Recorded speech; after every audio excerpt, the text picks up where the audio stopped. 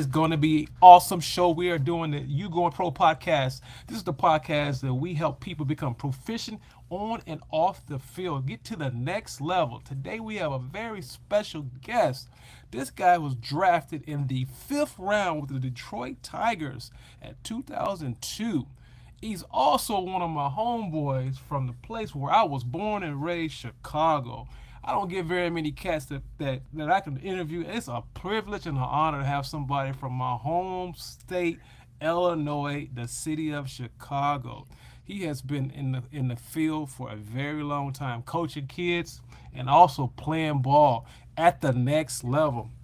With that, we got some very special questions today. We're going to talk about some things that most people don't like to talk about. We're going to talk about the basic fundamentals of baseball. Let's just talk about basic fundamentals. That's something that's missing in today's youth. We're talking about from little league to high school to college. And we're also going to talk about what does it take to get a better baseball IQ, because today, we don't know about this IQ. A lot of kids don't have IQ. They got talent, but they ain't got the IQ. But I got a very special guest, very own Bo Flowers, 5th round draft pick with the Detroit Tigers. How you doing, Bo? Doing phenomenal, man. Appreciate you having me on. I'm glad, man. I'm so glad, man, I got you on because, hey, I'm going to get right to the cut because, we're from Chicago. We got to get right to the point. Get right to it. I'm going Absolutely. right to it. So, which I talked about breaking up in the beginning of the podcast. I talked about, the fundamentals. What, in your opinion,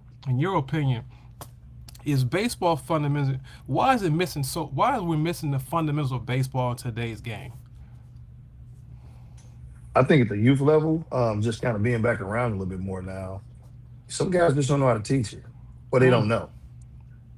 So I think that a lot of times, on top of them not knowing or knowing how to teach it, what I'm seeing now, this fall ball, I think, is really hindering the development of the youth with the game, because instead of them sitting down, resting their arms, maybe starting to do, if anything, maybe a month and a half where they just working on fielding the ball, improving their throwing mechanics, learning how to run bases, understand cutoffs and relays, bunt defense, those different things.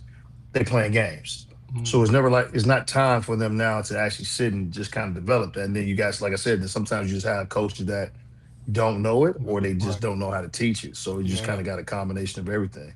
That's very good what you said, because it's hard to get a good coach, or better words, a real coach that knows the game, because baseball is not like basketball. We're from Chicago.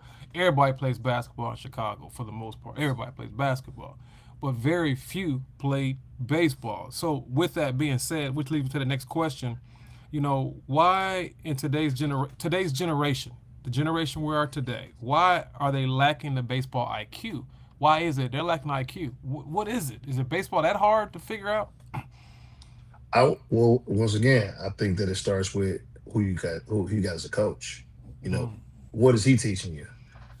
What is he telling you guys about certain hidden situations and things like that? So I think you got to look at who's coaching them and what are they getting exposed to. And then these kids don't like to watch baseball. Right. So even just, picking up on some of the knowledge, maybe listen to a broadcaster talk about a situation in the game and kind of what that particular team has done. They don't watch it to even hear it. So you're not getting it coached, and the kids are not watching and seeking the information for themselves to just improve their IQ. So I think that's just something that got to be addressed. Like I ask the guys all the time, like how you say you love playing something, but you don't ever watch it. It's interesting to me. That's really good. Love it, but you don't ever watch it. Right. That's like saying you love this girl, but you spend no time with her. Correct. How you say you love her, but you spend no time with her. You don't know what she likes and what she don't like. And I know people that listen to this podcast, they can relate to that. And so I said that because I started thinking about what you just said, because back when we played baseball, we didn't have the resources to go out like these travel baseball, these trainers. I didn't have all that. I mean, I'm on a different part of the world now. I'm in South Florida, and they got trainers, but they can't afford anything, but they can afford a trainer. They can afford it. $500 bats. We didn't have that growing up. We didn't have $500 bats. Our bats was cheap, back in the Very. day. And back in the day, but I'm saying that because, which I'm thinking about, but what do you think is going to take? If you don't have the coaching, right? You don't have nobody Mhm. can teach you. How would you know what good coaching is versus bad coaching? Yeah, and that's a great question. I think that you will learn as you start to develop and play better. Because the thing Mm, about a coach, you're supposed to come in. I always tell my guys, I'm a facilitator. I'm gonna give you all the information you need. I'm gonna show you exactly how to do it, the right way to do it, and we're gonna work on it. okay. But it's your job to also work on it also so that you can get better. Because now the less time I have to stop repeating, Right. I can continue to evolve you as a player and help you Right. start taking different steps, right?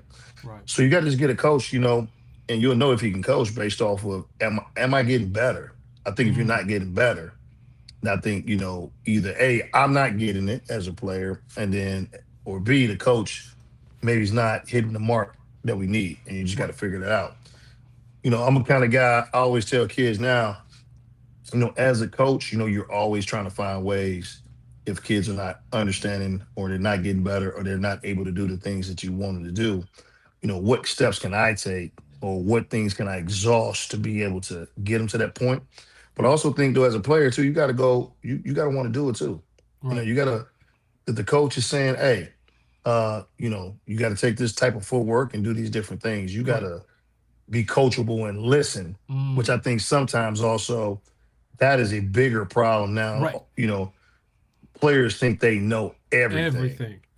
So, when you do have a quality coach that's teaching you stuff because they got the background, they have the resume that shows what they've done. Well, now you think you know more than them. So now when they're trying to coach you and show you things that's going to help you be successful, you don't want to do it. So then you're sitting there wondering why you're not playing well. And it's like, Right. we're teaching you things because we want to show you how to be consistent because the consistency improves the efficiency. So the more consistent and more efficient I am, the higher level that I'm going to play, and that's going to be where Hmm. the production comes. I'm playing well. Right. So you got to, it's got to be a good combination of everybody want to work together. The players want to be coached, and the coach has to do the work to know the information, try to coach the guys so that they can be better. Yeah, right. I'm glad you said that because there's a key word you said. You said consistency. And I said that because I coached travel baseball in high school baseball, and Mhm. I've told my team this weekend we just played Saturday and Sunday. These are 16U, so they've been playing for Mhm. at least I want to say close to 10 years. Well, Mhm. close to 10 years. They've been playing 6, 7. You've been playing for a Right. while, and it goes back to what you just said. And so, listen, we had 10 errors in one inning. 10, 10, Mm.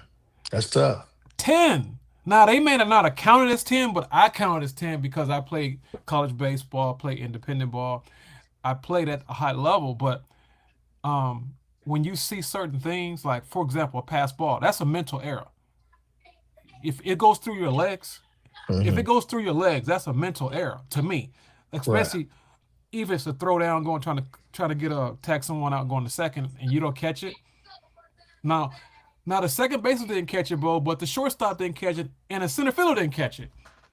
So is that an error? Yeah, that's an error.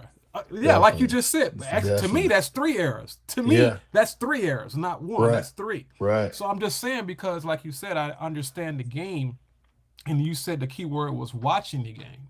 So why do you think kids aren't watching the game, Bo? Now that question I don't know.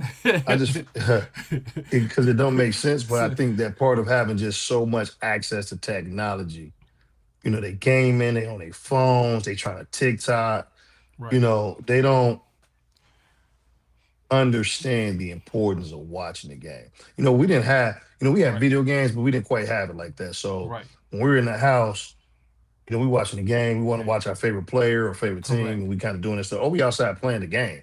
Correct. I'll take that. If they was Hmm. outside just playing, I think that the creativity in sports has been lost because nobody's outside playing street ball. Yeah. Everything's organized. Like even with Yeah. baseball, guess what? Right. We learned how to. Right. throw. We learned, we got confidence. We out there playing strike 'em out baseball with That's no it. helmet on. That's right. You That's know, right. some guys were now when I was playing, we used the actual league ball because my dad didn't want us throwing the rubber ball, which was Right. cool because I just bring the helmets Right. and we got Right. the baseballs. So you learning how to play and you learning how to uh you creating a pitch that you can use later Right. on. That's Right. something It's an to get illusion you people put in out. your head. It's like Yeah, so you're visualizing. yeah, you just don't have the, no creativity because nobody's outside playing, and it sucks because, those are some of the better things to do, in Yeah. summertime, playing baseball and, Yeah. hey, we playing one bounce or two bounce, no Correct. bounce, Correct. just Right. If you different hit a things. certain So place, it's a home run yeah, or a double or a triple. yeah, I remember those games we played as yeah, a man. kid. So I think a lot of times, now with all the technology, the video games, guys want to do that. And they don't want to go spend the time to pay attention to the stuff they want to do. Yeah. And Yeah. you want to go watch the guy you like. I was a pitcher and I love Greg Maddux. That's why I'm a Braves fan Yeah. because I watch the Atlanta Braves. So I'm watching Greg Maddux. I'm watching John Smokes and Tom Glavine and all those different guys. And I'm getting to see these guys pitch and compete. And I'm seeing what it's supposed to look like. Look like. Yeah. How can I do that? So I think that part of it is missing. Guys just, some people say they love the game, but I think it's too much light sometimes. Mm. Mm. I think you're right. I think it's a fascination. Yeah, I think it's a fascination. I don't yeah, think it's oh love, yeah, yeah, because if you love something, you're willing to do anything and whatever it takes to get that, to get it. absolutely, absolutely, That's something that old school stuff we used to do back in the day. My mama said, "Hey, you got one ball, you got a rubber ball, go against that wall over there. It's a wall. We put we put a box, and absolutely. you got a stick. We didn't have a bat. If we didn't, we figure out a way to play. But at least we got better because we had an imagination. We were Yeah. creative, and we made it happen, and we got better. So in which that leads me to that next question. Coach, I'm sorry, Bo. What are the three things today's baseball players can do to build? I mean, if you had to give them a to-do list, what do you think they can do to build more fundamentals? If you give them three things they can start working on today, what would you say? Hmm. Well, one, to build a fundamental, you got to go out and do it, right? Okay. Okay. So if it's fielding and I'm by myself, I can go find a wall and I can throw the ball against the wall and get in the proper fielding position and field it. Yeah. Yeah. You could do that. If it's hidden, I think that for some weird reason, I think this is a lost art. Man, get on the freaking tee. Oh man. Get on the tee. T man, Like I'm glad you said if I can't hit it standing here, I ain't gonna hit it when it started moving. So, you know, that. so but I like utilize that. the tee I like to that. position the ball to learn how do I hit the ball to right field? How do I Right. drive back to the middle? How Right. do I pull the ball and keep it fair? Start building some of them consistent, just getting in a great athletic position. So I think that, the fundamental parts of building it, first go do it. Get your Mm-hmm. butt out there for fielding if you're by yourself, or if you got somebody that can field, go out there and work on, fielding the ball straight at you, or I like it. going to my backhand, or Mm. working on my glove side, working on Mm. those basic footworks, like doing that every single day. Like you gotta be before you can turn a double play, I gotta field the ball. Right. Right. Before I throw it to first base, I gotta field the ball. That's right. So I need to be master of fielding the ground ball right at me, glove side and backhand. If Mm. I'm an outfielder, working on ball right at me, ball in the gap, ball down to my glove side. How do I do those things? What do I need to do to be comfortable and consistent with those footworks? And then just being able to go hit, working on the things that you need to work on. But more importantly, I think starting with hitting, everybody needs to learn how to hit the ball away. Yes. I think that Yes. naturally your bat pass starts away and then everything kind of works from there. So learn how to hit the ball away and getting comfortable letting that ball travel. Because if you do that, it's so many benefits to that now pulling the ball is so much easier when you've Easier. gotten mastered hit the ball, the other way. So I That's would right. say work on those fundamentals. Get on the Right. tee, That's right. and if you're a pitcher, go throw. I used to when I was in high school, I would go out, put the baseball on the tee. I already had the depth marked off for the pitcher mound, and I would just work on throwing four seam fastball and having the command to knock the ball off the freaking tee. Oh, okay. Okay. Because I said, I got to command this fastball to throw a strike when I want to. So I just put the ball on the tee, and that's all I sat there and worked on was trying to hit the ball off the tee I and trying to like do it. it as consistent as possible. Because if I can consistently hit the ball off the tee, I should be able to put that ball where I want to when the mitt came, right? And now Yes. I can start locating my fastball, and that's something that I worked on in high school. Wow, that means so you just gave. Hey, for the guys and girls, just listen. This is episode 115. Very own Bo Flowers played for the Detroit Tigers affiliate minor league team. So you gotta take some notes today because we're dropping some nuggets. Hey, I got another question for you. So I know the game has changed quite a bit, since we've played. I'm talking about the bigs now. It's changed so much. Cause like when we played baseball the whole game. We bunted, we sacrificed, we double steal, we Hmm. steal home, we hit home runs, we hit triples. We did everything. Now the game has changed so much, Bo. These kids, everybody think they're home run hitters. Everybody, they can't even hit the ball on the ground, let alone hit it out the park. My question to you is this: how can you tell these kids to understand what their gifts are? Because everybody wants to be a home run here. Because MLB, they blowing up the home run. That's a business. But how can you tell these kids to master their own gifts, their own craft? Because they don't know they're just trying to do what the Major League Baseball players do. You Right, see what I'm saying? right, yeah. I think they got to understand, and somebody just got to be honest with. Nobody's honest with kids nowadays about things, which aggravates me. It's like tell them the truth. Truth.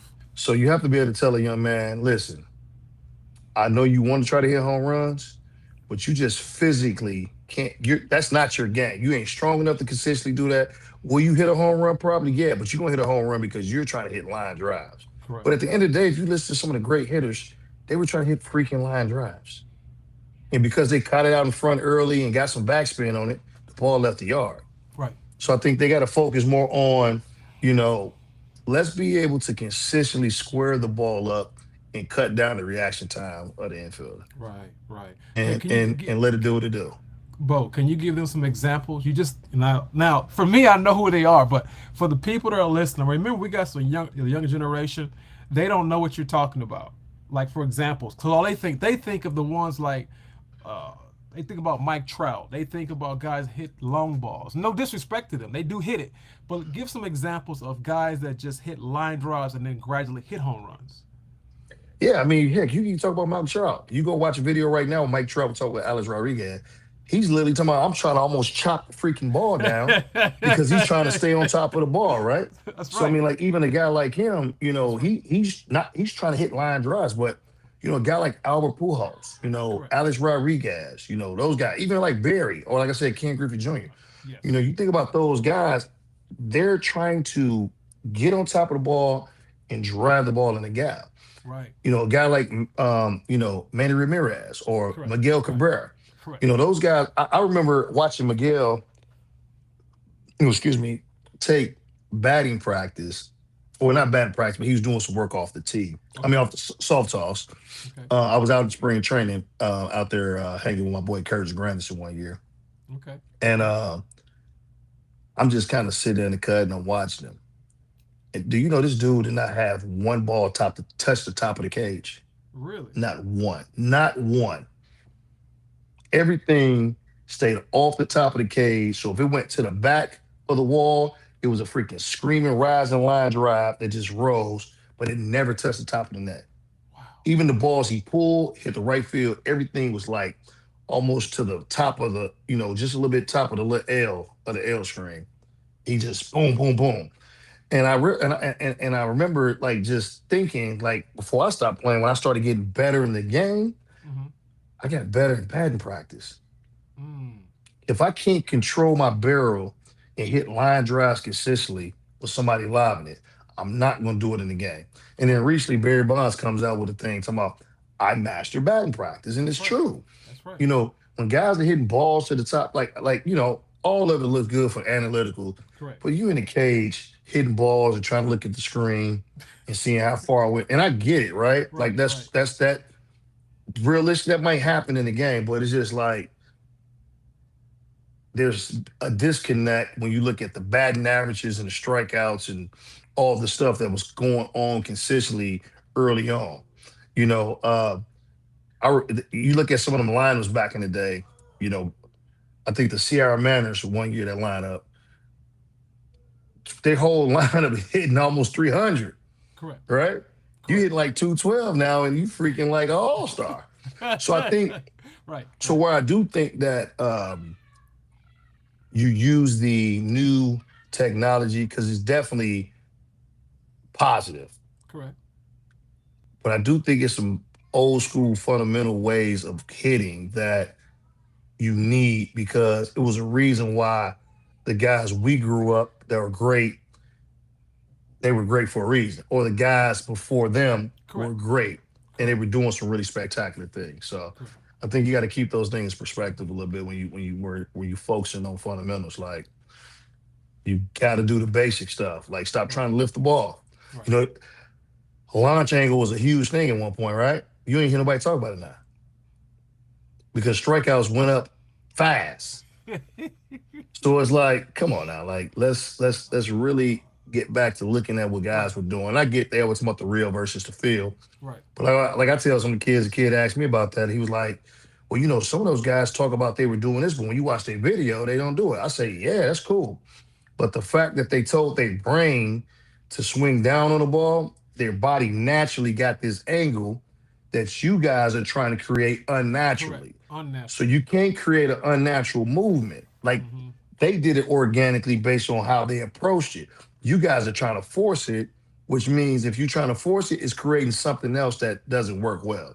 Right. So I just think like we got to just get on top of the ball. Right. You're gonna get the same look of the pitcher that you're trying to get, but though this is how these guys got to it. And guys be like, that's not what they do. And I'm like, dude, I don't set with some of these dudes, and that's all they talk about, and that's their approach. Their approach got them to here, not however you Right. trying to do it. And I think Right. we gotta respect some of those guys that did it at a high level consistent.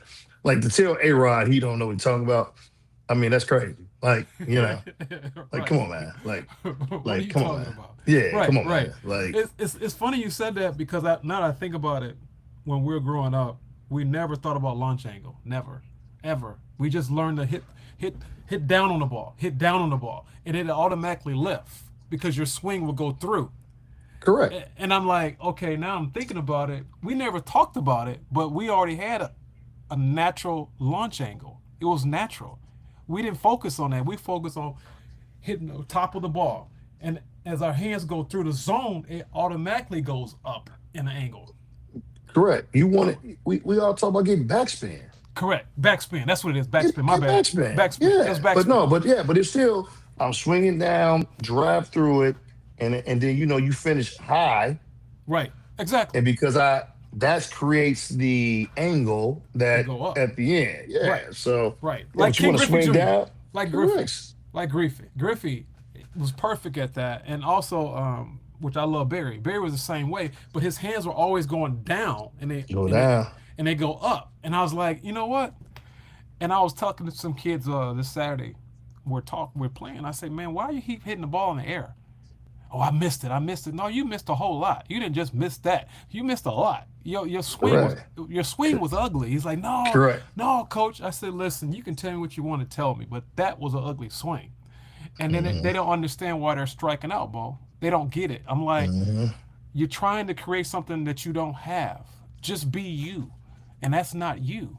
And I just had to throw that out there because you talking my language now because that's one thing I love to do is hit. I love to hit. I can Right. hit on both sides, so I love hitting on Right. both sides. So these kids talking about, well, I got to hit the launch angle. I was like, wait a minute.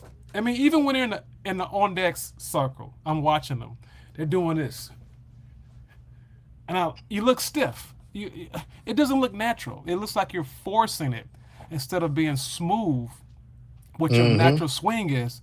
But that's another subject for another day. I'm not gonna get into that. But I'm gonna go ahead to that next question. Bo, the game has changed quite a bit. We know that from college to high school to pro. They're trying to speed the game up with the clock now. The clock. So my Got you. question: what are some other things we think we can do to make the game more exciting? You think, just in general, Honestly, I think if we get to a point where the strikeouts can cut down and the the ball can get put strikeouts. in place more, play more, Okay. you might start seeing more home runs on a consistent basis from more people, Okay. right? Or Okay. you might start seeing more plays getting made because the ball is Right. getting put in play. Play. So Yeah. I think that that's one thing that could change is the strikeouts because now you're getting more action in the In the gameplay game. because Okay. the ball is being put into play. I got you. I got you. Because I mean, I'm being honest. I don't watch. I like to go to the game, the physical game. It's harder for me to watch the game today versus it was when we were younger. You know, younger, I watched it because I loved it because I wanted to Right. play. But Right. now, as I got older, the game has been a little bit more polluted. Let's use that word. For me, it's polluted. I still love the game. I respect the game, but I've seen certain things that don't happen. For example, when you're down by a couple of runs and you got a guy that can run, he's a leadoff, he don't bunt. I've never seen him bunt. I've never seen guys bunt anymore. I don't see sacrifice. I don't see slapping, like you just slapping it. I just don't see certain things that I don't see anymore. So That's the analytics, man. correct. You're right. And That's the I analytics. respect it, but going back to what you said, which I agree, you gotta have balance. You gotta have balance. Because you're losing. If you're on a losing streak and you're still trying to hit home runs, I'm not gonna talk about the team where I live at, which the team is really bad, and you guys don't have a lot of home run hitters, but you Hmm. got speed. So I know that analytics is good, but you're not winning. Right. If you're not winning, it's time to do Yeah, something else. figure it out. Now, that's always the tough part, right? Like figuring out a way to do something. I still say, like, even with the money ball situation, right? When that first came, Right. they talked about Boston being able to use that and do it. But I'm like, did you see the lineup them dudes had? Johnny Damon, Manny, David Ortiz. Jeez. Like them dudes had And no some more had no dudes. more had no more the second baseman. No more was on the team as well. They had players when they was winning those World Series. So I'm like, them dudes could hit and drive the ball. So it's like, yeah, I hear you, but like these dudes were players like that they had. So, but like I said, I do think analytics in sports is phenomenal. Right. It helps you out, even if it's figuring out the spin rate of a Right. pitcher and they curveballs, whatever. And you got a machine that can go mimic that and they can help prep you for it. Right. I mean, I think all those things are great. So I think you got to use it. I do think as sports science and everything kind of Mm-hmm. continues to improve in sports, you got to want to incorporate it in it because it definitely allows you as a hitter to maybe speed up my Right. swing or to learn how to generate a little bit more power Power. or, Right. Right. as a pitcher to be able to do those things. So it's definitely a place for it. It definitely should be used because we have it, right? So, but I do think that there are some foundational things that's still missing just kind of from the Yeah. swing. And obviously, I think that shows more in the batting averages, strikeouts that have Yeah. accumulated over the years. So basically, you're saying you need to use the human aspect as well. Correct. Got Use to. the You just can't human be on aspect. analytics.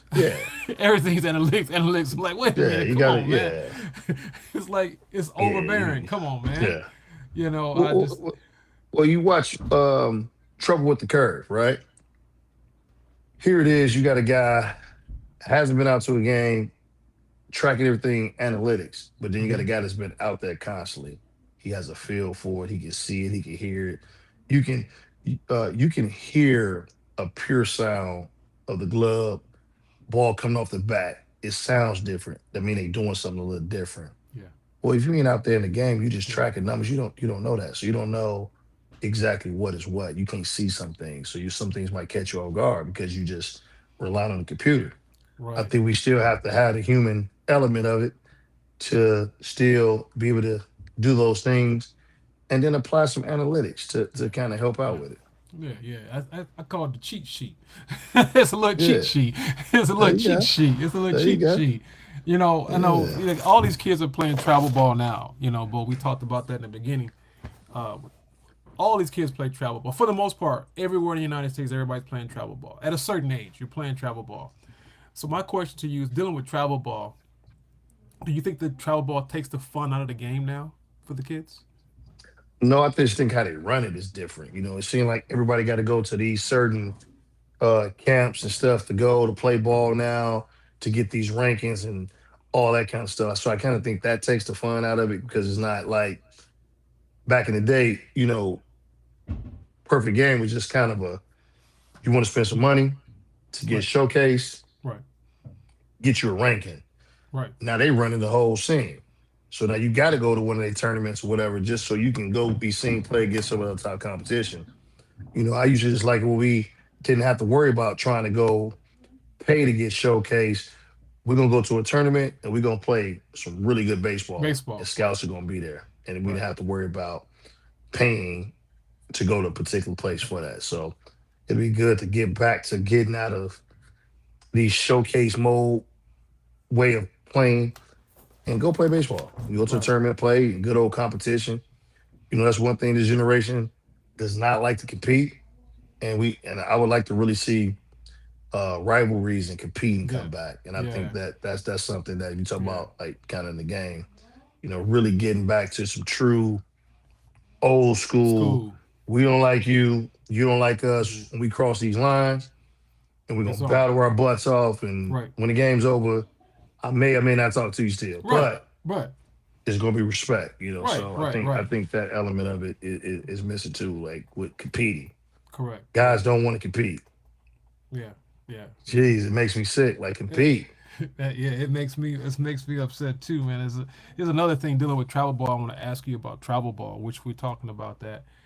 For the guys and girls just come on this show. This is the episode 115, very own Bo Flowers, fifth round draft pick for the Detroit Tigers back in 2002. Hey, Bo, question. This is dealing with travel ball. I got this is one I'm gonna throw at you. I have no problem with travel ball. Just For like I sure. have, no problem with analyticals, but there's something that is missing in travel ball. Some of these guys need to work on fundamentals, like Hmm. basically bringing their game to par. These guys want to get on these best teams. They want to get on the top ranked teams, but then when they get on a team, they're exposed because they haven't worked on their fundamentals long enough. Hmm. Yep. So my question to you is, can you give them some tips? Because everybody wants to, like we talked about back in the day, we didn't have to worry about that. We just competed all year, and then we just played and just we went at it. Now we got kids that want to play at the high level, not even ready. They're not even ready, and then they get exposed and they wonder why they got no offers. So my question to you is, can you give them a couple tips? What should be if you had to train Bo again? What would you tell Bo before he went to a travel baseball team or a showcase? What would you tell yourself? Man, it was so different for us back then because Right. shoot, I felt like I was right in the beginning of travel ball, so it was kind of jumping into it, and it was different. But what I would say is shut it down at a certain point. Mm. You play all summer, you play almost 100 games in the summer. You need to get away and take a break. Especially when you're young. That's a lot. You need to allow yourself to mentally, decompress, Right. physically decompress, and allow yourself the opportunity to now go become a better athlete Mm. instead of just playing games. Go train to improve my athleticism and agility and my strength, and uh, then go seek the right person to help you start to learn how to build the right fundamentals and consistency you need at a young age, so that as your body matures, you get older, you'll start seeing the results. And essentially, what I'm saying is put yourself in a position as you start to play against better competition. When you're naturally more athletic and more talented, you're going to do well when you're young. Right. But you want to start training so when you start playing better competition, you're being trained to handle elite competition. Mm. So that's what I would tell myself. Like, hey, Okay. go find this hitting coach that's going to develop my swing the correct way to help me hit elite pitching as I get older. Because, it might be a guy right now that don't throw hard. But you look up, by the time we turn 16, 17, this dude throwing 98. Right. Right. Well, I need to be able to train over the years that when that guy comes with 98, I can hit that high level pitch Right. because I've worked on the flaws and stuff in my swing, because I got with the right person. So don't just get with anybody, get with the right person that you really can see the results of things that you do. I But like that. but but more importantly, man, like, and I did that. I get away from sports. I played. Football when it's football time, basketball, basketball time, baseball. So I gave myself a chance to kind of get away. So that, but I would tell myself, train on being a better athlete, but get with the right person that's going to help me to be ready to hit elite pitching.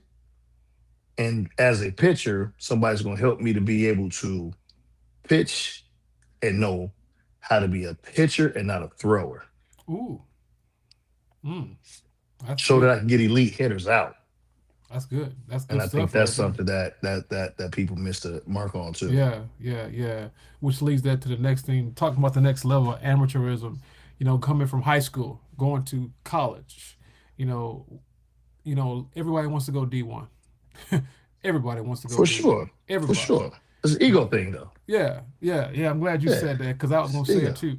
It's straight up ego. So my question to you is this: what are some intangible things that you believe that coaches are looking at besides the stats? Because we know we from shy. Come on, you can be an awesome athlete, but if your attitude is bad, you're uncoachable. You think you better than everybody. Most coaches don't want to deal with that. For sure. So my question to you is, what are the three intangible things that if you want to go D1 that kids need to work on? Your game, for one. Let your game. Shoot.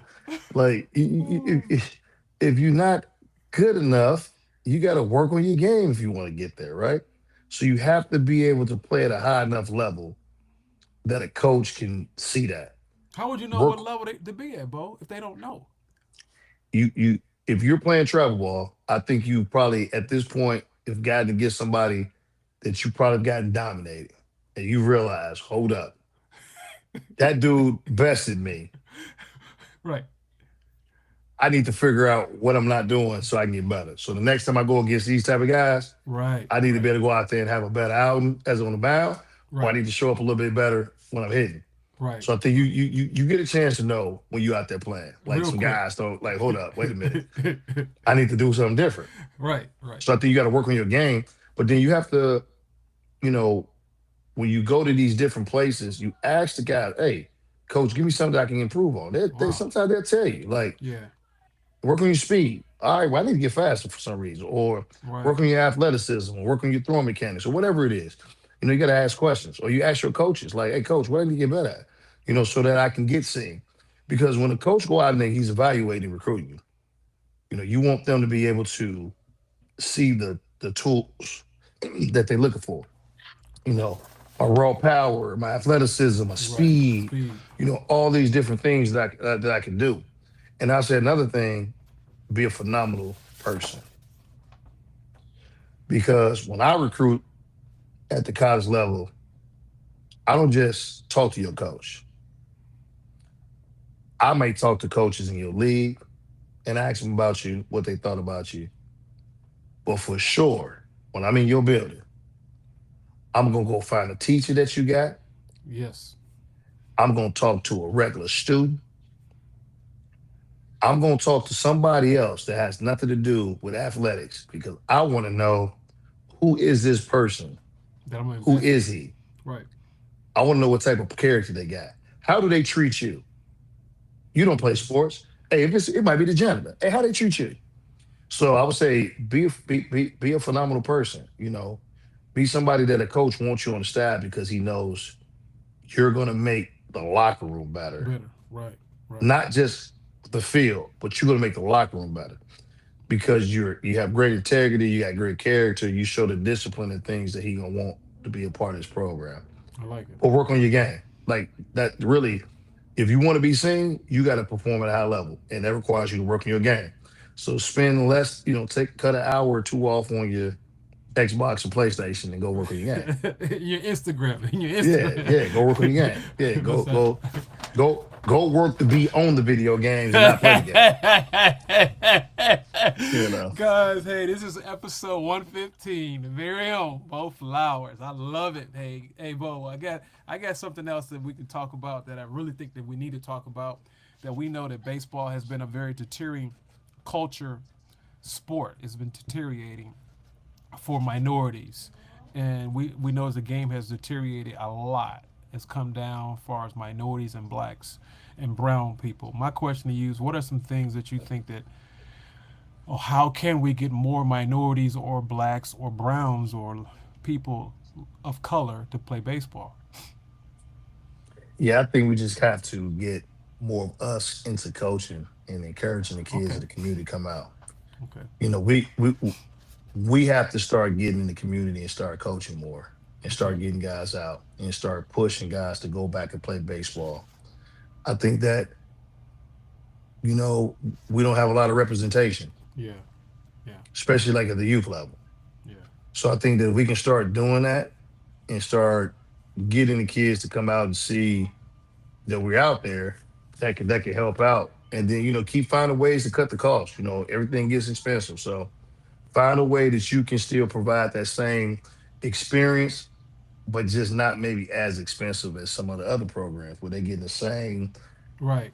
D1 experience, but just not with the same cost. I got you. I get that makes sense because I got a partner of mine. He has something called a minority baseball here in South Hmm. Florida, and he's a man of color, and he does that. He has a nonprofit. He's had it for at least like 7 years now. Like, That's what he does. That's his full time thing. He does not. I repeat, he does not coach. He just prepares them for the showcase and does his own little showcases. But hmm he invites everybody. But it's for minorities. It's for minorities in general. But anybody can come. And absolutely. so he's doing something like that. I mean, I just talked to him today. He talks about that all the time. It was just something that I wanted to ask because you don't see a lot of brown or black coaches in general in baseball. Period. Right. You just don't. Um, and I know because I'm here in South Florida, and you can count me. You can see me coming from everywhere because it's not. Right. It's just I'm kind of like a lone ranger. Hmm. You may see one, but you don't see three, four, five, six, seven of us at all. Correct. And so I noticed that because the respect level has to be earned, you Hmm. know, because then when they start seeing you coach, they're like, oh, he knows what he's talking about. He knows what he's talking about. And Hmm. I hate to say that, but that's what the truth is. That is the truth, especially when you are coaching a sport that's predominantly not black or Right. the bottom line. That's just facts. There's no. I'm not hating. I'm not race baiting. I'm not color baiting. It's just that's what it is, as of right now in 2025. But I just wanted to ask that question because I really want to see a melting pot of players because it brings the game up to the next level. It just Hmm. does. It just does. For example, football. Hmm. Think about football. It's becoming more of a black sport. Truthfully, you see more black kids are playing football, more football. Basketball has been basketball for ages, for Correct. ages. Correct. But football is starting to come up more and more. And also, baseball is not that easy. Let's just be real. It's not that easy of a sport. It's hard to hit a little white ball. It is hard to hit a little white ball. Come on now, it's hard.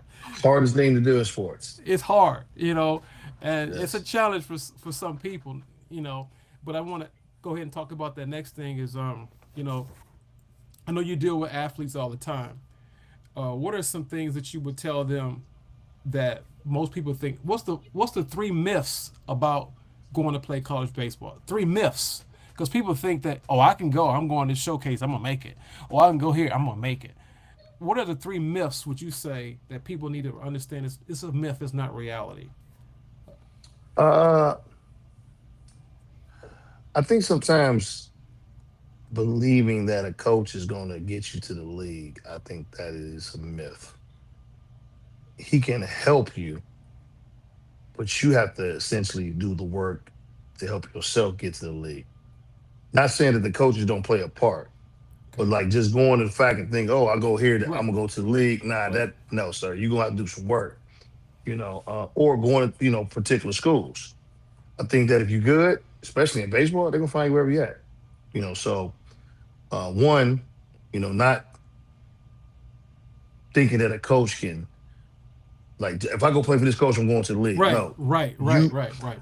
I can go play for this coach, and he's gonna give me the tools that I need to be a better player. But I got to do the work to get myself there, essentially.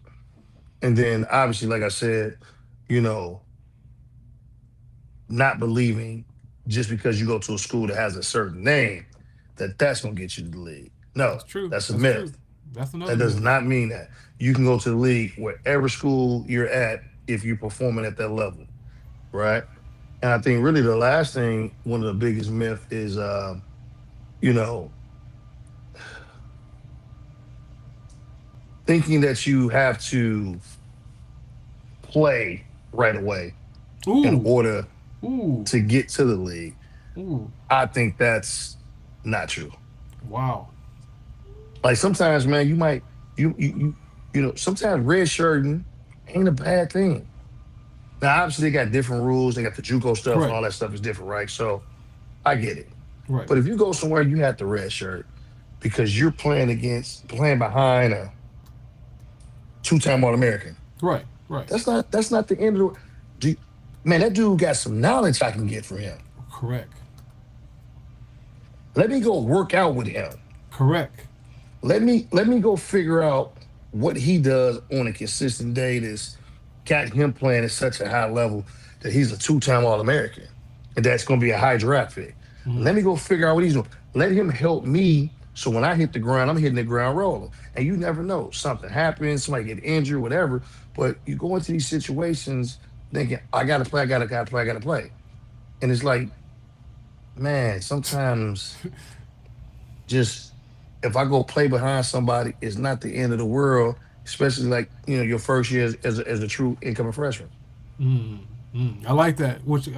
I got a couple more questions before we close out, which leads me to the next question. As far as high schoolers coming in, the game has changed so much with the NIL transfer portal.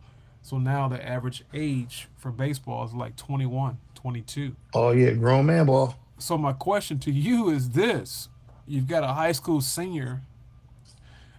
What do you suggest him to do to put himself in position to just make the team? Because yeah, everybody's committed. They're committed, but they don't Hmm. understand what commit means until they get there and they get a real waking. So my Right. question to you: how do you prepare a high schooler for this new thing coming up with transfer portal, older guys playing? So what do you? I mean, what do you do, Bo?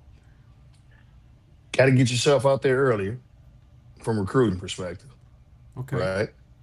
And you got to look at recruiting a little differently. Like you cannot sit there and have like I'm a milk this thing and want to get recruited. Oh, Ain't gonna happen. You gonna miss your beat because now they got the JUCO. They can get an older kid. They probably only gonna take one high school, maybe two high school kids. Depending on where they at. right. So you got to understand when it's time for me to start to act on my recruiting, I need to take care of it. So when it's time for me to make a decision, I can make it the best decision for me as fast as possible because the timetable for waiting is over. The coach is Mm. not waiting on you. Your spot will be gone tomorrow if you sit there trying to be recruited, play the game. Don't do that. Just go take care of business. Do what you got to do Wow. so that you can get in position, but go play ball and perform. Your game is going to speak for you. Go out there and perform at a high level. That's how you get noticed. That's how you get recruited. But understand, I got to play at a really high level in high school right now because these coaches can go get a 22-year-old who's more mature, understand what college is like, and can plug him in and play right now. So So go that work goes on your freaking game. So that goes back to what you just talked about is that red shirt. And that's something we don't talk about. But we don't talk about the red shirt. Like when we were growing up, red shirt wasn't a bad word. Yeah, But it's like, to, yeah. but today, I don't Mm-hmm. ever hear people say that. Oh, No, I'm a transfer. I'm a transfer. I'm a transfer. Like time yeah. out. Time out. Don't transfer. Don't Mhm. transfer. Which leads me to this next question about transferring. When is it not a good time to transfer? When is it not a good time to transfer? Honestly, I think if you don't have strong confirmation to go in that portal that somebody's gonna get you, Don't go in there because you're gonna get lost. Mm. Don't jump in the portal hoping somebody's gonna get you. Yeah. If you go, you better know somebody for sure is gonna get me. Because that's why I'm going in the portal. Because of this. But like No, don't no just get in there. guessing. No guessing. No guessing. Yeah, you get guys who are like, oh man, I'm just gonna put my name in the portal and see what happens. Well, what happened? Nobody reached out. Waste of time. You're right. You're right. So you jumped in there, wishing upon a star. Yeah. Not only Yeah. that. Yeah. You know what assume means. We're not gonna Yeah, go there, but yeah. assuming. Oh yeah. Old No, that's school. sure. Don't be assuming. But guys, let's who? I mean, cause Bo, I know three people right now, three guys that played for me in high school, three, and I talked to them before because I said I start off at a JUCO. I start off at a JUCO. Mm-hmm. Oh, coach, I ain't going JUCO. I ain't going JUCO. I said, are you sure? I ain't going JUCO. Now check this out. Ridiculous. Listen to this. Ridiculous. Listen, check this out. So I said, are you sure? Oh, coach, I'm D1. I said, yeah, you may be D1, but you may not be the one. You may be D1, but you may not be the one. And so anyway, make a long story short, these three guys, three of them, they went that first year. That first year, guess what happened? Just guess what happened. Just guess what happened. Then none of them play, and they tried to transfer. And guess where they Yeah. went after that? Just guess where No, they went. nowhere. Went to a JUCO. Mm. And I said that because not to I'm not gonna bring their names up. Love them dearly. I coached them, but the point is this: you talked about good coaching. You talked about somebody that's been there. You talked about this Right. throughout the whole podcast. You've been talking about this, and you said it so profoundly with confidence. This ain't a script. This is the truth. The problem is, like you said again, they don't want to listen. I don't want to listen. Coach don't know what he's talking about. He's old. He don't know the game. I'm like, whatever. Mm-hmm. So my grandfather said something to me, Bo. He said, a smart man will listen to the person that went through it already. So if he went through that wall or went Yep. through that way and he got Yep. hit, if he went there twice and got hit in the head, I ain't going. Yeah. Hey, bro, why you getting hit? Because I need to figure out a different way. Correct. Yeah, absolutely. That's Yeah. what I'm trying. That's my point. Is I'm saying that because I got a couple more questions. We're gonna close out, but I wanted to say that because there's people listen to this podcast be thinking, man, and their parents be pipe dreaming. I'm gonna call it like it is. I'm calling it like it is. Parents, you have to stop pipe dreaming. You have to know where your kid is. You Kids have are to the problem. know. The parents are the problem. And I mean, well, my kid is doing this. And listen, that's little league. That's high school. We're talking about D1, D2, even JUCO. That's a different level. That's not what Johnny's gonna be getting. It's not gonna be daddy ball. There's no more daddy ball. That's it. It's Mm-hmm. over. And I said that because people need to hear the truth. Because I mean, Bo, I'm telling you, I've had people. I'm serious. I've had players come to me, see me in the summertime. I'm in the gym working out. Coach Laurie. I said, where you at? What you doing? Oh, coach, I transferred. Where you at? I'm at a JUCO. Oh, I don't say a word. I don't say a word, but I said that because I had told them, like, oh man, I ain't going no JUCO. I'm going to university. I'm going to the University of Arizona. I don't want to say the state I'm at. University of Arizona. The coach told me this. I said, listen, he told everybody else that too. I said, do you realize that it's like a football team in the fall? You're gonna have about 50 guys there. Somebody's going home. Yeah, That's just the truth. that's But what happened. but I don't know what we don't know what we're talking about. So to They don't want to listen. But so I learned this through my boys that went to college, my best friend. And college is about going where you can play. yes, yes, So find somewhere where you got the opportunity to play, and then go in there and earn it right, and earn it. that's And right, that's what a lot of guys don't want to do. Like, okay, you just want them to put you in a position. Go earn it. right, Go take the freaking spot. that's right, that's right, Show them you belong in that position, that's right, you know? right, And I that's think right. that's something that's missing. Well, that goes back to what we talked about before. I'm calling it what it is. I mean, I have two boys and a girl, and I didn't Hmm. give them nothing. I said, I need you to work. You need to work your butt off to tell me that you need it. You earned this from working. Right. I can help you get prepared, but you got to put in the work. Because Hmm. I can give you the ingredients, but you got to make the cake. That's the Yeah. bottom line. Period. There's nothing else Yeah. gonna happen, man. Yeah. I got a couple more questions. I'm gonna close you out because we have been going at it strong. You know, you've been around baseball for quite a while, and I'm gonna ask you a question. What was one of your players that you admired growing up in baseball? Would you say helped you mold your game the way it is when you're growing up? Baseball, somebody I play with? No, someone you looked up to as a baseball player that you looked up to. It was I a looked guy up. named Go ahead. it was a guy named Chauncey Gardner. Chauncey Gardner. Went to Proviso West. That name sounds familiar. Went to Proviso West. Yep. Little lefty played for my dad. Man, Really? dude was tough as nails, man. Played hard every single time. And when it was big moments in games, they needed a hit. That dude got it done. Really? And just being a young guy at the park with my dad watching that dude, I was like, man, I want to be like Chauncey because that dude got it done. Chauncey Gardner. Yeah, Chauncey Gardner, man. That dude, he had this little stance and the way he did it, man. Oh man, I just want to mimic it, everything. But he was so good, man. But I think what I loved about him, he was a little guy too. Now he wasn't, Okay. he was a short, probably maybe like 5'6", maybe 5'8". I might even be stretching it, but Okay. let's just say 5'6". But man, dude packed a punch with that ball. He had power. He was fast. But man, he played hard. He played hard, ran everything out. Mm. You know, he played hard. He just played the game the right way. Right. And when it was time for a big hit, He he came came through. through. He come Oh through. yeah, oh yeah, oh Oh yeah, man, that's good. That's good oh to yeah, know that, man. yeah, oh yeah, yeah. Chauncey Yeah, Gardner, man. I appreciate you telling the audience that because they gonna. I'll be amiss if I don't ask you two questions about your pro game. So, how was your first day when you got drafted, and when you went to training camp? What was that like?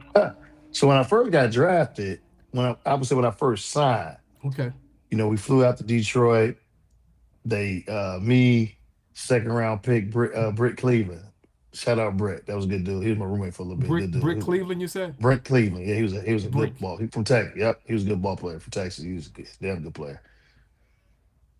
So we flew out physicals. So that was crazy. I was like, dude, okay, we're just taking a basic physical. Man, it seemed like they drew my blood. The lady had about Really? 500. Oh my God. It seemed like she had about 500 tools. I'm like, wait a minute, you gonna do all that? She's like, yeah, we taking all this. It was probably like seven. But I'm thinking they're gonna have to repoke me. I'm like, this is crazy. But Right. no, just like, no, we ain't gonna do that. So stick it on, pull it off, and so just very thorough with the physicals, man. You seeing, EKGs and Yeah. hand specialists and joint specialists, and it's thorough.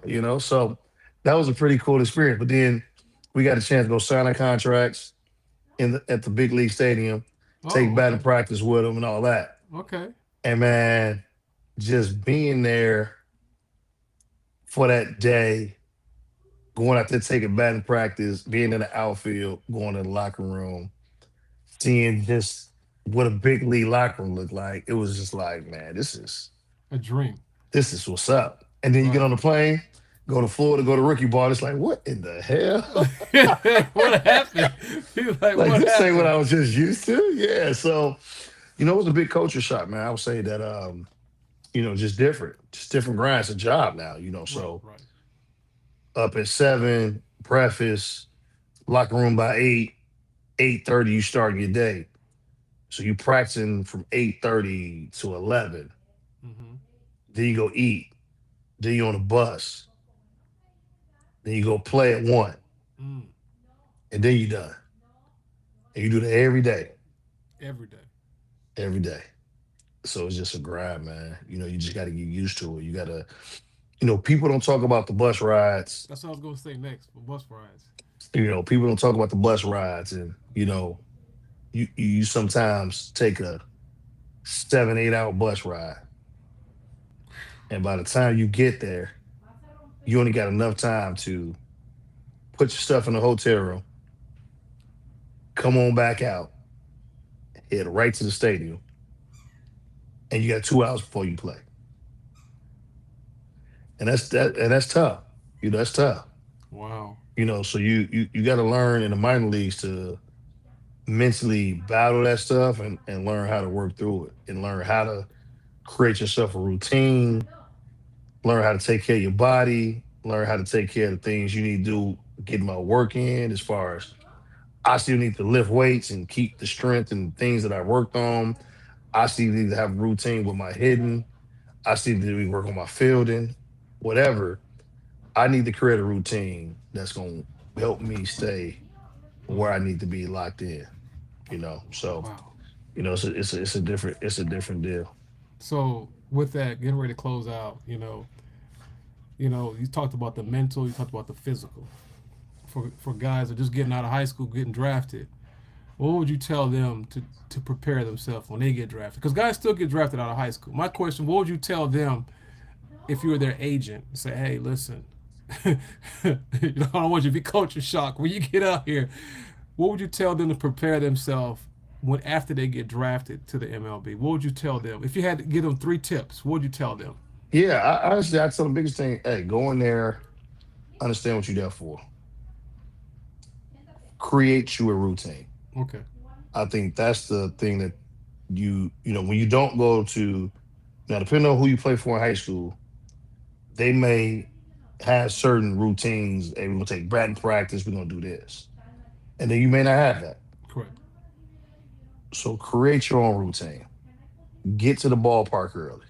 Mm. You know, if if stretch is at 3, the latest you want to be at the ballpark is 2 o'clock. Yeah. Yeah. Get there at 1:30. Get up early. Don't sleep in all day. Get up early, eat a good breakfast. If you want to go take a nap, something like that, do that. But get up, eat, get some food in your body. Wake up, take your nap. I mean, wake up, eat you a good lunch, get to the ballpark, Mm-hmm. work on something in your game. I got you. I got you. Either go hit, have your hitting routine before batting practice, or if you want to take some extra ground balls, do something. Go work on your game. That's all you got to do. It's a job. Work on it. That's your job. Work on your game. You should be doing something every day. I got you. So create a routine before the game, and then in batting practice, whether you're infielder or outfielder, read those ground balls and go full speed like you want to in the game. That's gonna be the best work you're gonna get to become a better infielder outfielder. Mm. Being able that ball is getting consistently hit and it's gonna get scorched. So work on your footwork, read out the pitch of hand, see it off the bat, go full speed, make plays. Because that's how you're gonna become outfielder, better outfielder. That's how you become better infielder. So creating that routine, man, that you want to do, that to me, that would be the thing. Create a routine and set yourself for success early. Like don't wait. I like it. And then listen, but also know you gotta take some things with a grain of salt too. Yeah. So all information for some people ain't good.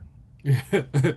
If you can't ask a hitting coach, if you ask a hitting coach, you say use my hands. Show me what that means, and that guy can't show you, that's a red flag. Yeah. Yeah. Yeah. You know, You're so right. so so so so finding out who are the guys that can really help you get where you need to go. Like that. But create that Appreciate it. routine, man, that you can do. I think Thank you. that's huge. Appreciate this. This is Bo Flowers on episode 115 of the You Going Pro podcast. Last question, and I'm closing out, and then I'm asking you to give a closing remark. Who was your Mount Everest baseball players if you had to put 4 on a mountain right now? Who would they be? So you got the GOAT of hitting, Who's Barry that? Bonds. Barry. Oh Come on yeah, now. come Come on, on dog. now. That's my boy. Yeah. But Barry, Barry. uh, Gary Sheffield. That's Oh, actually my favorite player, but Gary Sheffield. Gary Sheffield. All Yeah, right. man, I love Gary Sheffield, man. He was just a dog. I just like being just a great guy. Gary. Uh, Ken Griffey Jr. That's okay. You got 3. and the Mad Dog, Greg Maddox, man, He the professor. loved you This is, love yeah, that oh guy. yeah, yeah, man. Greg But Maddox was the he guy. was with the Cubs too. For people who don't know, he was with the Cubs for a For while sure. too. But I got the break. So when I was with the Cubs and he was with them, I was sitting there talking to him. I was like, look, dude, I'm fanning right now, dog. I ain't gonna but you know what's Oh, crazy? I got to meet Gary. I hung out with Gary and I got to meet Greg Maddox. really? And I told Gary, but Gary, you're my favorite player, dog. So I'm fanning right now. But I just got like, I don't care. I gotta tell you, I enjoy watch you that much. Like you are my favorite player to watch play. Gary Maddox. He was just, Gary, Greg Maddox was my favorite pitcher, Greg but Gary, Maddox. Gary Sheffield's my Gary Sheffield. favorite. Yeah, man, that dude, man, he was just tough, man. He played hard. You just to his story, the stuff he had to go through, man. It was just like bring it. I'm with it. You know, he's just when he was with the Braves, he had like these little wristbands that had like his face on. I thought that was like the smooth. I'm like, come on, man, come on, dog. But he was a he was a great player, Yeah, and yeah, he just played the game the right way. And you listen to the guys um talk about the knowledge and information yeah, and wisdom he gave. Everybody gonna do that. And I've been yeah, around some great guys, man. Like I tell people all the time, I feel like baseball players are some of the best guys to be around yeah. because they teach you how to do things the right way. Each one teach one. Pay it forward, and that's what you see, man. Like Demetri Young didn't even know who I was. All Yeah. you know is here's a kid, play for the Detroit Tigers. I don't seen the dude in the locker room. Don't talk to him a few times. Introduce myself. Here it is. I'm out. Some of the guys we out eating lunch, and he like, don't worry about. It, I got y'all. But just remember when y'all get in the position I'm in, you do the same thing. And like that's the stuff that you get. So it was cool. I like it, man. I like it. Yeah. That's good, man. I appreciate that. Thank you, man. I appreciate your time. Hey, we're gonna have to close this thing out. If you wouldn't mind giving us some closing remarks before I close it out to all the listeners, something that can give them something that can impact them and change them based on everything we talked about. We talked about a lot of good things today. So if you can do that for me. Work on your game. I love it. I love it. I Work on your love it. game. Work on your game. Just work Work on on your your game. game. Yeah, I you love it. gotta if you want to play at a high level, Mm, remember everything that you're doing is for that purpose. Set your bar high. Don't want to be the best player in the state. Want to be the best player in the country. Because naturally, if you're one of the best players in the nation, you're gonna be one of the best players. You're gonna be easy the best player yeah, in the state, right? yeah, yeah. But put the work in. Set your goals to what you want to do. Surround yourself around people that want to do the same things that you want to do. And make sure that if anybody is not on par with that, then you might have to make a decision to get them out the way. I like that. I like that. This is episode 115. Thank you, Bo. I appreciate it, Bo Flowers. Drafted Man, I 2002. appreciate you having me, man. Man, this is It was a good. good This has time. Oh been yeah, man, it was t- good, man. time went by so fast, man. I Yeah, just yeah, have to say absolutely. that, man. You said some great stuff, and I'm gonna go ahead and throw out this because people always talking, But the one thing you said, basically, bottom line is this: many are called, but few are chosen. Hmm. So, in order to get the work done, you got to know if you're called or you chosen. Because if you're chosen, the expectation is in the sky. Absolutely. Period. Yeah, So, yeah, and on top of that, you said some other good things. You said, and all that get understanding, get some wisdom, surround yourself around people, wise counsel. That's a biblical term right there. A lot of people want to use that, but that's the bottom line. You also talked about people are destroyed for a lack of knowledge. People that don't want to listen, you destroy for a lack of knowledge. So if you listen and apply things can change. Your life can for change. sure, for sure. Another thing is the Bible says, choose life or death. I choose life. It's an Yeah, open book. It's an open book test. I'm yes, giving you sir. the answer. Open book test. So this is Coach Larry. I go ahead and always put the word in there. I got to spit the word out there and put the truth out there because people need it. This is a dying world, but the question is, before I close out, I want to ask everybody that's listening. Episode 115, very own Bo Flowers. It's been a classic I love this episode 115, man. It's been very good. The question is for all the people that are listening, where are you being led? I always ask the question, but where are they being led? In other words, which direction are you going in? Are you Right. going north, south, east, or west? And you say, what do you mean by where you're being led? The L stands for listen. Listen to everything that we talked about today. Listen. You Hmm. know, God talks about listening. He gave us all two ears and one mouth Hmm. for one reason. So, if that being said, you know, faith comes by hearing and hearing the word of God. E stands for execute. Execute everything you listen to. Bo said today, and I guarantee you, faith will come to a full tuition, and you'll have a manifestation of what you believe for. The last thing is D. D stands for dominate. Dominate, listen, execute, dominate. That's where you're being led. You should be led by something. And I pray that you Hmm. use your faith and make your life better. This is Bo Flowers and Coach Larry, episode 115. Hey, I see you on the other side, brother. I appreciate it. Thank you, man. God Appreciate it, bless. man. Thank